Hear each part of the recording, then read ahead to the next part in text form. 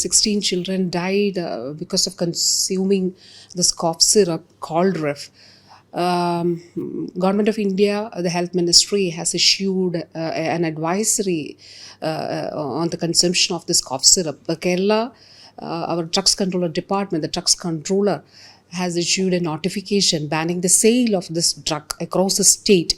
We don't have this drug in our essential drug supply list. This is not being supplied by KMCL, which is our corporation, the government corporation, which is supplying medicines to the government hospitals and government medical colleges.